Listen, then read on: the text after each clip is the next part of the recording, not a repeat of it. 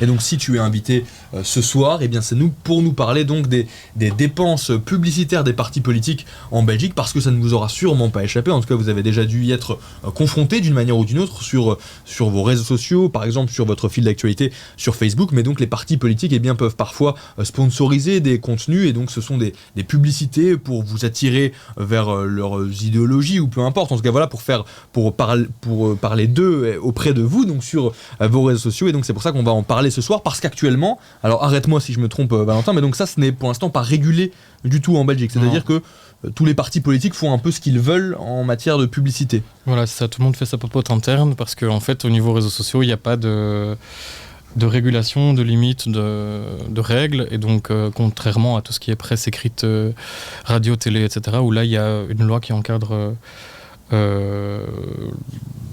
la propagande électorale, pardon, j'ai touché le micro. Donc ici, c'est ça l'enjeu, c'est de voir que ici c'est un peu le Far West, et donc tout le monde peut injecter n'importe quel montant à toutes les sauces, et on n'a pas trop de contrôle là-dessus. Mais on va en parler justement aussi de la différence qu'il peut y avoir avec les autres médias, la presse, la radio, la télévision, où donc tu disais c'est un peu plus encadré. On va voir aussi, on fera un peu les distinctions. Mais avant de parler aussi des dépenses des partis politiques, il y a quand même un truc important dont j'aimerais parler peut-être plutôt avec toi, Thomas, c'est qu'on parle là de l'argent qui est dépensé par les partis politiques, mais alors revenons peut-être aussi sur le financement de ces partis, d'où vient leur argent qu'ils peuvent ensuite dépenser. Donc comme Valentin l'a dit, il y a une loi qui existe. Donc Valentin indique pour l'instant c'est le Far West sur les réseaux sociaux par rapport à la propagande politique qui est sponsorisée. Avant cette loi de 1989, c'était le Far West tout court pour le financement des partis, c'est-à-dire qu'ils recevaient de l'argent, on ne savait pas très bien comment, on ne savait pas ce qu'ils faisaient vraiment de cet argent, ils faisaient un peu ce qu'ils voulaient, c'était très très clientéliste dans la manière de dépenser cet argent. Donc à partir d'un moment, le législateur, donc c'est l'État qui produit des lois, a décidé de produire cette loi de 1989 qui, d'une part, dit « Ok, moi, les partis politiques, je reconnais que ça existe en tant qu'entité. Donc, les partis politiques, c'est quelque chose qui existe. Et je leur donne de l'argent, selon certains critères. On va revenir dessus par après. Ouais. Mais cet argent, les partis politiques doivent les dépenser dans tel cadre juridique. Et donc, ils ne peuvent pas faire ce qu'ils veulent en termes de dépenses pour dépenser cet argent public et pour dépenser de l'argent tout court, en fait. Et donc, la loi, qu'est-ce qu'elle dit ? Elle dit que tous les partis qui sont représentés au Parlement ont droit à recevoir d'office 125 000 € plus 1,25 € par voix gagnée lors des dernières élections législatives. Alors, évidemment, c'est les taux qui sont fixés dans la loi. La loi, elle a été créée en 1989, donc... À ce moment-là, c'était en francs que les montants étaient inscrits. Donc maintenant, on parle d'euros, mais évidemment, ces montants évoluent selon le coût de la vie. Bref, c'est des détails très techniques. Mais on peut retenir ce truc-là, qui est de dire, OK, tous les partis qui sont représentés au Parlement reçoivent 125 000 € plus 1,25 € par voix reçue lors des élections. Tous les partis qui sont représentés au Parlement, c'est pas tout à fait vrai, parce qu'en fait, pour recevoir cet argent, les partis doivent avoir au minimum un certain nombre de parlementaires pour pouvoir... ce qui va leur permettre de créer un groupe parlementaire. Un groupe parlementaire, c'est quoi ? C'est typiquement des élus, donc des parlementaires fédéraux, régionaux, qui ont les mêmes sensibilités et qui décident au sein du Parlement de créer comme une équipe de foot, une équipe de j'en sais rien.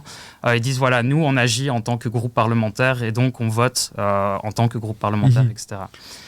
Et donc ces groupes parlementaires, pour l'instant, ils sont créés. Donc voilà, il y a le groupe parlementaire du MR, du PS, mais on peut tout à fait imaginer que 5 parlementaires du PS s'allient avec 10 parlementaires des colos et forment un groupe parlementaire à eux. Ça, c'est tout à fait envisageable. Ok, mais donc c'est les partis politiques qui reçoivent cet argent, mais c'est pas des personnes du coup les partis, mais donc qui reçoit alors là, vraiment cet argent ? C'est une bonne question, merci de me la poser Manu. Rien.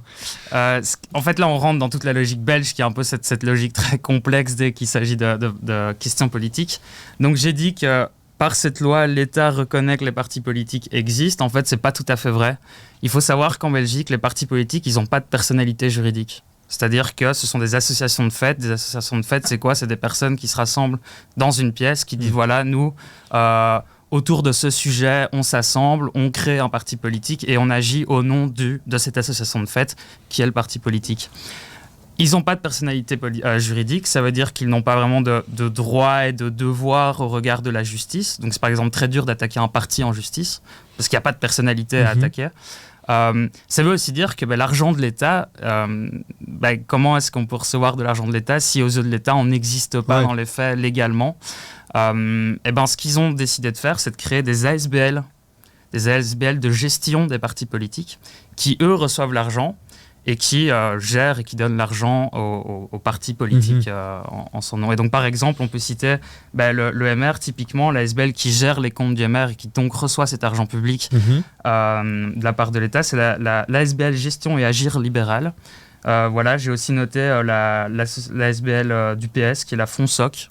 J'ai pas fait l'effort d'aller voir ce que voulait dire chaque lettre de l'acronyme.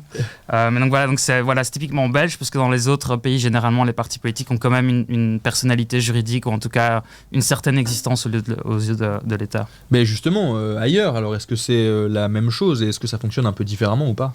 Ça fonctionne différemment. Alexis, je vais prendre deux exemples très opposés, très polarisants au regard du financement public donné aux partis politiques. Il y a l'exemple des États-Unis, où là, en fait, quasi la totalité de l'argent que reçoivent les partis sont des dons privés.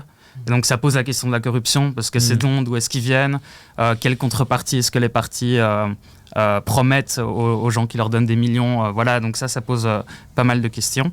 Et alors il y a le cas à l'autre extrême, je ne sais pas à quel point c'est extrêmement opposé à ça, mais le cas de l'Allemagne, où là en fait les partis politiques, donc l'existence des partis politiques et des missions qu'ils doivent remplir sont gravées dans la Constitution. Donc la Constitution allemande reconnaît que les partis politiques sont quelque chose qui existe et ils poursuivent telle mission.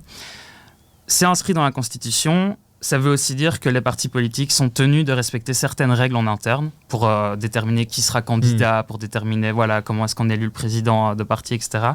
Et en contrepartie, l'État est assez généreux en termes d'argent qu'il donne aux partis politiques. Voilà, donc moi je disais en Belgique, ici les partis doivent constituer un groupe parlementaire. En Allemagne, il leur suffit d'avoir, je pense, 1% de voix lors des dernières élections pour avoir droit à cette dotation publique. Et donc chez nous, là, jusqu'à maintenant, on parlait d'argent public. Ça représente quelle part dans le budget total des partis ? Je dirais que ça représente en moyenne entre 75 et 95%. Je pense par exemple que l'OpenVLD, 93% du budget de l'OpenVLD, c'est de l'argent public. Okay.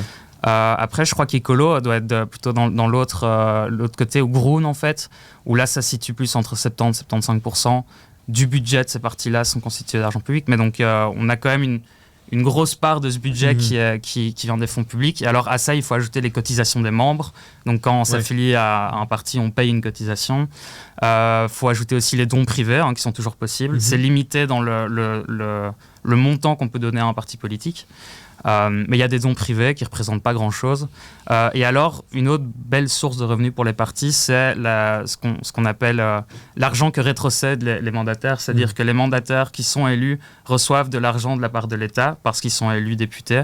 Et en fait, les partis ont des règles internes qui disent à leurs mandataires, voilà, chez nous, vous nous donnez 15% de votre salaire de député. Ça va dans les caisses du parti pour le collectif. Est-ce qu'il y a d'autres choses à ajouter sur tout ce chapitre du financement des partis ? Ou est-ce que là, on a toutes les clés en main pour... Peut-être quelques chiffres pour se rendre compte de quelles sommes dont on parle.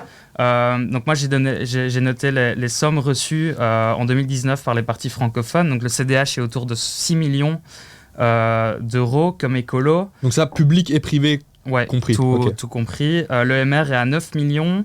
Le PS, qui est le premier parti francophone, est à 12,7 millions. Et alors, en comparaison, la NVR soit 14,6 millions. A un budget de 14,6 millions, ce qui est énorme. C'est le premier parti en Belgique. Le premier parti, ok. C'est ça, voilà. Et donc, ça fait un total de 73 millions répartis dans tous les partis belges. Et voilà. Merci d'avoir regardé cette vidéo jusqu'au bout. C'était un extrait de La Base, votre émission d'actu en direct tous les vendredis sur la chaîne Twitch de LN24+.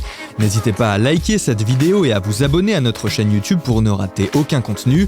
Vous pouvez aussi nous dire en commentaire les sujets que vous voudriez qu'on aborde dans nos prochains lives. À vendredi dans La Base.